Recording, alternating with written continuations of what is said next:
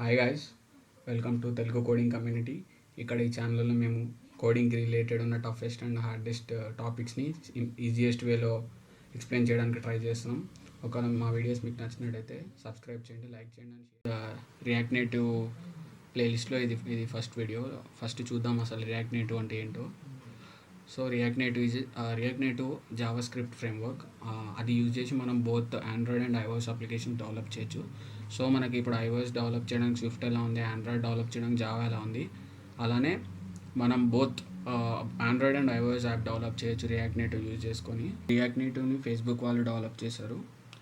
ఒకసారి react native ఎందుకు use చేయాలంటే, మనం స్టాక్ ఓవర్ఫ్లోలో చూసుకున్నట్టయితే React Native is the most used framework or library. దీన్ని ఫ్రేమ్వర్క్ అని అనొచ్చు, లైబ్రరీ అనొచ్చు.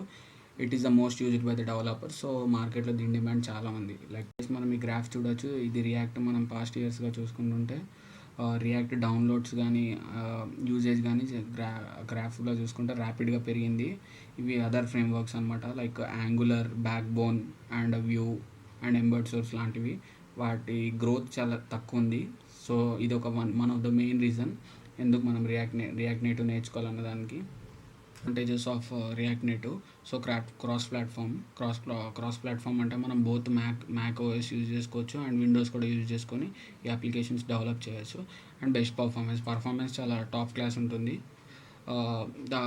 మనం డిజైన్ చేసే యాప్, దీన్ని యూజ్ చేసుకొని డిజైన్ చేసే యాప్స్ టాప్ నాచ్ ఉంటాయి. అండ్ లార్జ్ కమ్యూనిటీ అంటే ఏంటంటే, మనకి ఇప్పుడు ఏమైనా డౌట్స్ ఉంటే, మనం ఎక్కడైనా కోడ్ ఎర్రర్స్ ఏమైనా వస్తే మనము ఒకసారి స్టాక్ ఓవర్ఫ్లోకి వెళ్ళి మన ఉన్న ప్రాబ్లం అక్కడ టైప్ చేస్తే మనకు ఆటోమేటిక్గా ఆన్సర్స్ వస్తాయి. దాన్నే కమ్యూనిటీ అంటారు. Code reusability is the main, అదొక important feature of React Native. దీంట్లో మనం కోడ్ ఎక్కువ రీయూజ్ చేస్తాం అన్నమాట కోడ్ని. సో సింపుల్ ఇంటర్ఫేస్ కూడా చాలా సింపుల్గా ఉంటుంది. సో ఇప్పుడు మనము రియాక్ట్ నేటివ్ నేర్చుకోవాలంటే మనకి basic knowledge of Java script and HTML and CSS అయితే పక్కా కావాలి.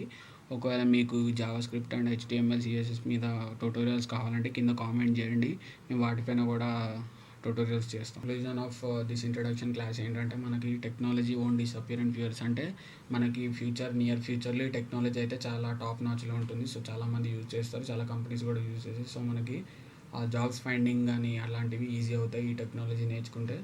And few of the interview questions కూడా అడుగుతారు, లైక్ ఎందుకు యూజ్ చేస్తాం, అడ్వాంటేజెస్ అండ్ ఇవన్నీ అడుగుతారు. సో ఎవరికైనా ఏమైనా డౌట్ ఉంటే కింద కామెంట్ చేయండి.